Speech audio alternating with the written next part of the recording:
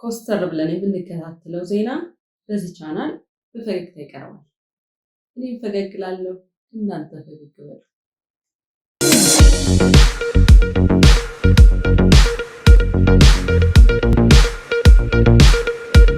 ባለፈው ሐሙስ 127ኛውና አያቶቻችን ጣሊያንን ያሯሯጡበት የአድዋ ክብረ በዓል ሳይከበር አልፏል። መቼም አከበርን ለማለት ያስቸግራል። ማለት አከበርን የሚለውን ቃል ከተጠቀምንም በጭስ ተደብቀን አከበርን፣ በጭስ ተደብቄ። በነገራችን ላይ የመንግስት ሚዲያዎች ሁሉ ጊዜ ነገር ሲያሞቁ የሚሏት ነገር አለች። ይህን በዓል ለየት የሚያደርገው በእርግጥ ብዙ ጊዜ ለየት የሚያደርገው ምንም ነገር ሳይኖር የሚጠቀሙት፣ ለዚህ በዓል ግን በትክክል ስክት ነው የምትለው።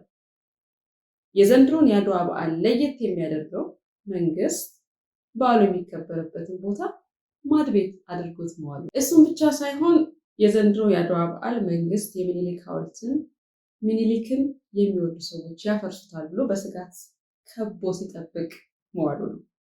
ያው እንግዲህ ቪዲዮ ላይ እንደምታዩት የሚከበበው ቦታ እንዲህ መላጣውን ነበር። ሰዎች ዙሪያቸውን እየተገላመጡ ከአሁን አሁን ምን መጣብን እያሉ በስጋት ሲናጡ፣ በእውነት ያለ ስጋት በነፃነት ሲራመድ የነበረው ይሄ ውሻ ብቻ ነበር። እንግዲህ ምን ለማለት ነው? የነፃነትን የአሸናፊነትን በዓል እንደ ባሪያ በዚህ ግባ በዚህ ውጣ፣ እንደውም ከዚህ አታልፍም፣ በዚህ ሂድ ምናምን እየተባልን እየተመናጨቅን ያሳለፍነው በዓል ሲሆን ወደ ምኒልክ አደባባይ የሚያስገቡ ቀዳዳዎች በሙሉ በጀግናውና አስቀድሞ መረጃ በደረሰው እንዲሁም የጥፋት ኃይሎችን ሀሳብ መና ባስቀረው ፖሊስ ተደፍነው ነበር። ይምር ከ2 ደቂቃዎች በፊት ሰዎች አሳብሮ ያገኙትን መንገድ ፖሊስም አሳብሮ ይደርስበትና ይዘጋ ነበር። እንግዲህ ያው በፊት መንገድ የሚዘጉት ወጣቶች ነበሩ። አሁን ተራው የፖሊስ መስላል። ይመች ፖሊስ ለማወቅ። ለማንኛውም ሚኒሊክን እንዳታነሱ፣ በሐውልቱ ዙሪያም ዘር እንዳትሉ ብላችሁ ቤታችን አስበነው እንድንውል አስገድዳችሁናል። በእርግጥ እንደውም አድዋን ከዚህ በተሻለ በሚቀጥሉት ዘመናት ቤታችን በጋርደን ዳቦ ደፍተን ጠላ ጠምቀን የምናከብረው ዓመት በዓላችን ይሆናል የሚል ተስፋ አለን። ካለው ዋጋ አንጻር ሐውልቱንም ቢሆን ቢያንስ በሐውልት ስራ መካከለኛ ገቢ እንደሚባለው መካከለኛ ሐውልት ካላቸው ሀገራት መካከል የሚያሰልፈን ብቸኛ ሐውልት እንደመሆኑ ባትጠምዱት መልካም ነው። እንዴ መቼም እያያችሁት ነው። በሀገሪቱ ውስጥ ከምኒልክ ሐውልት በኋላ ሐውልት ተሰርቶ አይታወቅም። አሁን ለምሳሌ አያደርግብኝና ለሆነ ሰውዬ የጸገነትን ሐውልት ስራ ብትሉት የሆነ ገነቱ የተባለ ሰው ሰርቶ ነው የሚያስረክባቸው። ሐውልት አይወጣልሽ የተባለች ሀገር ሆናለች። እናም በዓሉ መንግስትና ሕዝብ የተፈታተሹበት በዓል ሆኖ ማለፉን ስንነግራችሁ በራሴና በብዙ ሰዎች ስም ሲሆን፣ በዚህ መንግስት በጣም ተስፋ ሰንቀን ትከሻችን ላይ አብይ ብለን የተነቀስን ሰዎች የምትለዋን አጥፍተን አይ እያልን ያለንበት ሁኔታ ነው ያለው።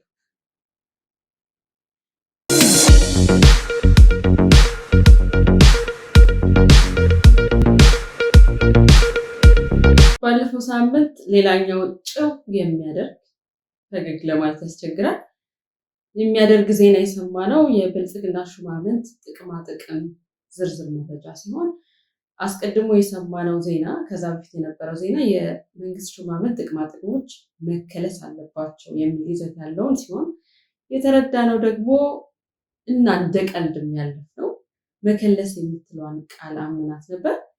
ሆኖም ግን በዚህ ሰነድ ላይ እንደምታዩት ይህ የብር መጠን መከለስ ሳይሆን የሀገሪቱን ካዝና መዘግዘግ በሚለው ሊስተካከል ባይ ነው። በተለይ የስልክ ቀፎ መግዣ የምትለዋን ስናያት እንደው ገራሚ ናት። 140 ሺህ ብር ትላለች የዜሮ አበዛዝ። እኔ የምለው 140 ሺህ ብር የምትገዙት ስልክ መቼም ለመነጋገር ብቻ የምትገለገሉበት አይመስለኝም።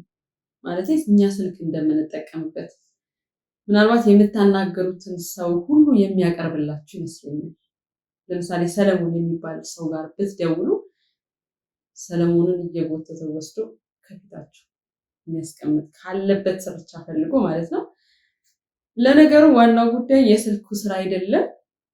እሱን እንተወውና ይህን ገንዘብ የምትወስዱት ከማን? ከኔ ኪስ ግብር ከከፈልኩት።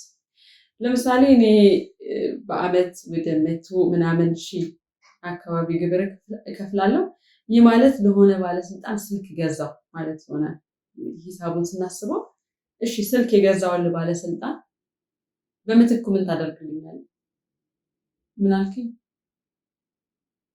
በአግባቡ አጉላላሻለሁ። በጣም ጥሩ ጥያቄው በትክክል ተመልሷል። ይህንንም እንተው። ይህች ሀገር ግን እንዲህ በሚያክል ብር ማለት ስልክ የመግዛት አቅም ላይ ናት ወይ የሚል ጥያቄ ማንሳት እንፈልጋለን። ነው ወይስ መንግስት ብር ስለሚያትም ምንም አያስጨንቀውም? ችግር የለውም አትመን እንገዛለን ምናምን ነው የሚለው። ጉድ እኮ ነው። ቆይ ግን አንድ ጥያቄ አለ። እኔ እኮ የምታደርጉት ነገር ሁሉ ሀገሪቱን የሚመስለው መቼ ነው? ማለት ሀገሪቱ ማለት በየጊዜው በዙር ረሃብ የሚጎበኛት፣ ድህነት ጢባ ጢቤ የሚጫወትባት፣ እዳና ብድር ያጎበጣት ሀገር ይዛችሁ ራሳችሁን እንደ ዱባይ ሱልጣን እንደ ስካንዲኔቪያ ሀገሮች መሪ ምናምን የምታዩት ነገር ነው ግራ የገባል። በነገራችን ላይ ይሄ እንግዲህ የምትሄዱበትን መኪና ግዢ፣ የምትጠቀሙበትን የነዳጅ ፍጆታ እንደ መኪኖቹ አይነት ስለሚለያይ ከውጭ በዲዛይነር የምታስመጧቸውን ጫማዎች እና ካልሲዎች ጭምር ሳይጨምር እንደሆነ ይታወቅልን። ለማንኛውም በእናንተ ለመመቅኘት አይደለም፣ በእውነቱ ይገባቸዋል ማለት ፈልጋለሁ። ምክንያቱም ደፋ ቀና የምትሉት ለህዝቡ አይደል እንዴ? እንዲህ አይነት ጫማ ውስጥ የምትቆሙት ለህዝቡ አይደል እንዴ? እንጂ ስኒከር አድርጋችሁ መገለጥ አቅቷችሁ ነው እንዴ? ያው እንዲህ እንደምታስገርሙን መደበቅ የለብንም። አሁን ባለፈው ራሱ 16 ሚሊዮን ብር የፈጀ ህንፃ ማለት ባስ ምናምን ገዝታችሁ ሀገሪቱን የቴክኖሎጂ ተጠቃሚ እንዳደረጋችሁ አይተናል። ያው ባሱ ዋይፋይ ያስጠቅማል ምናምን ስላላችሁ ነው የቴክኖሎጂውን ጉዳይ ያመጣሁት። የባስ ተጠቃሚው በእንዲህ ያለ ድሎት እንዲሄድ ምናምን ስላደረጋችሁት በእውነቱ ያመሰግናል። ግን ሀሳብ አለን። እንደው እንግዲህ 16 ሚሊዮን ብር ካወጣችሁ አይቀር ለምን ሄሊኮፕተር አላደረጋችሁት? ያው መንገድም ስለሚዘጋጋ ምናምን ቶሎ ቶሎ ቢያደርሰን የሚል ሀሳብ አለን። ያው ካወጣችሁ አይቀር ብለን ነው። በተያያዘ ሀሳብ ባሱ 16 ሚሊዮን ያወጣው የውጭ ምንዛሬውን ያገኘ ነው ከጥቁር ገበያው ስለሆነ ነው የሚል ማብራሪያ ሽው ብሎብን ነበረ። ያው በቴሌቪዥን ቀርባችሁ ይሄንን ያብራራችሁት። አንዳንድ ነገር እኮ ሲብራራ ራሱ ሌላ ማብራሪያ ይፈልጋል። ባለፈው የጥቁር ገበያው ተሳታፊዎችን በዚህ ስልክ ቁጥር ደውሉ ምናምን ብላችሁን ስልክ ቁጥር ጽፈን ይዘን ነበረ። እናላችሁ የመንግስት ቡድን በቴሌቪዥን ቁጭ ብለን ስንሰማ የሚገበያየውንማ ዋናውን አውራውን ያዝ ነው አልንና ራሱ በቴሌቪዥኑ በራሱ ቴሌቪዥን ቀርቦ አምኗል ብለን በሰጣችሁን ስልክ ስንደውል ስልኩን ዝጋ።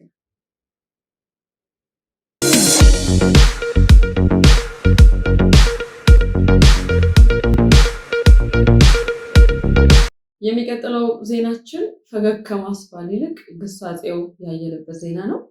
የቦረናና አዋሳኝ አካባቢዎች፣ የደቡብ ክልል የተወሰኑ አካባቢዎች በድርቅ መጎዳታቸውን ሰምተናል። በዚህ ይህን ዜማ በሰማን በጥቂት ጊዜያት ውስጥ በየአቅጣጫው እርቦ ይዞ የሚለምነው ቁጥር መብዛቱንም አስተውለናል። ያው በመሰረቱ ሀገሪቱን እንለምንብሽ ካልናት 365 ቀኑንም እየለመንን የምንለግስባት ሀገር ሆናለች። እንግዲህ መቼ ከዚህ እንደምንወጣ እየናፈቀን ወደ ሰሞኑ ክስተት እንለፍ። እኔ የምለው በዚህም በዚያም የፌስቡክም የቲክቶኩንም የዩቲዩብንም ተከታይ እንደሚታለብ ላም መቁጠር ነውር አይደለም እንዴ? ለከላይ የሰበሰብኩ ነው ያላችሁን 5ም 10ም የሚለው አልበዛም? እናንተስ በግለሰቦች የሚሰበሰብ እርዳታን በምን አምናችሁ ነው ለገስን የምትሉት? ነው ወይስ የምታደንቁትን የምትከተሉትን ሰው ለማስደሰት ያህል ነው? የመረጥ ይበቂ። እውነት ለመናገር የዚች ሀገር እርዳታና የእርዳታ አሰባሰብ መንገድ በዚህ መኪና ግራ እንዳጋባን ነው። ጭራሽ ባለፈው አንዱ የሆነው ሰውዬ ቦረና ሄዶ ጁስ ሲያጠጣ ምናምን ፎቶ ለቆ ሰዎች ጎሽ ጎሽ የኔ ሩሩ ምናምን ሲሉ ሰማሁ ያለ ሌላ ደግሞ ሰውዬ የሆነች ሕፃንን ያልተከፈተ ጁስ ከፍቶ ሲያጠጣ ተመልክተን አይ መልካችን አለ። ያው መቼም ልጁን ነጥለን አንወቅስም፣ አይነቱ ይለያያል እንጂ ሁላችንም ካሜራ ደቅነን አይደል እንደምንረዳ። እንደውም የካሜራውን አንግል ሁሉ በቀጥታ ወደኛ ነው የምናዞረው። አንዳንድ ጊዜ በጣም ሲከፋ ማለት ነው የራባቸውን ሰዎች ካሜራው እስኪስተካከል ድረስ ታገሱ ብለን የምናቆያቸው ሁሉ ይመስላል። በነገራችን ላይ የመረዳዳትን ነገር ዋጋ እያሳጣን ሳይሆን እንዲህ አይነት የመረዳዳት ጉዳይ ሲገጥመን ሲሆን መንግስት ራሱን ችሎ ለአደጋና ለችግር ጊዜ የሚሆን በጀት እየቆጠበ ማስቀመጥ አለበት። ቅድም ካልናት የስልክ 140 ሺህ ብር እና የመሳሰሉ አይነት ወጪዎች መቀነስ ወይ ደግሞ እንዲህ አይነት ችግር ሲከሰት የሚሰራውን ቤተመንግስት እና የቅንጦት አይነት ነገሮች በሙሉ ግንባታውን ለተወሰነ ጊዜ ያዝ ማድረግ የመሳሰሉት ተገቢ ናቸው። በቤተመንግስት ላይ ቤተመንግስት ቢደረግ ምን ዋጋ አለው ይላሉ አበው። ያው በተቋም ደረጃ ችግርን መቋቋም ማለት ይሆናል በእንደዚህ አይነት መንገድ ስንሰራ። ካልሆነ ደግሞ ማህበራዊ ተቋም ኖሮን ተጠየቅ ያለበት ቢሆን ሸጋ ነው። ከዚህ ውጭ እዚህም ፌስታል ስትዘረጉ እዚያም ፌስታል ስትዘረጉ መጨረሻ ላይ እርዳታ መሰብሰብ የሚለውን የተቀደሰ ሀሳብ እንዳታራክሱት ስጋት አለን። ሰውን በቅንነት እርዳታ የሚሰበስቡትን ሁሉ በጅምላ እንዳይኮንን፣ እንዳይወቅስ፣ ተወቃሽ እንዳያደርግ ምሳሌ እንዳትሆኑ እባካችሁ ብለን እናስጠነቅቃለን። ለዛሬ ጨረስ።